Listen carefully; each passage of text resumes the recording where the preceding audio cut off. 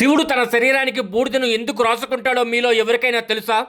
ఒకసారి భూలోకంలో కొంతమంది మనుషులు ఒక పాడిని మోస్తూ శ్మశానానికి వెళ్తూ ఉండగా గుంపులో ఉన్న ప్రజలందరూ రామ్ నామ్ సత్యహే అనే నినాదాలు చేస్తూ ఉంటారు. ఆ సమయంలో కైలాసంలో ధ్యానంలో ఉన్న శివుడికి ఆ శబ్దం వినిపిస్తుంది. అప్పుడు శివుడు నా రాముడి పేరు ఎక్కడి నుంచి వస్తుందని తన దివ్య దృష్టితో చూస్తాడు. అలా తన భక్తుడైన రాముడి పేరు వినగానే శివుడు ఉండలేకపోతాడు. వెంటనే ఒక సాధు రూపంలోకి మారి రహస్యంగా ఆ శవయాత్రలో కలిసిపోయి అందరితో పాటు రామ్ నామ్ సత్యహే అంటూ ముందుకు వెళతాడు. కానీ శ్మశానంలోకి వెళ్ళిన తర్వాత శవాన్ని చిత్తుపై పెట్టగానే అప్పటిదాకా వినిపించిన రామ్ నామ్ సత్యహే నినాదాలన్నీ ఒక్కసారిగా ఆగిపోతాయి.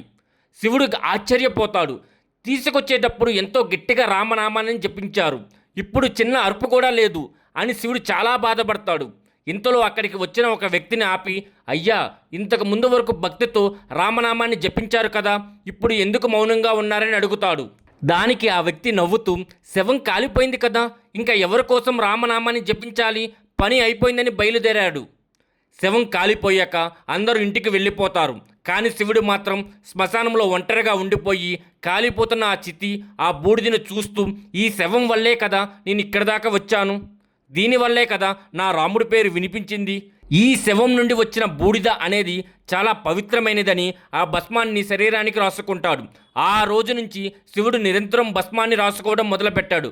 ఫ్రెండ్స్, మీలో ఎంతమందికి శివుడు అంటే ఇష్టమో కింద కామెంట్ సెక్షన్లో ఓం నమః శివాయ అని కామెంట్ చేయండి.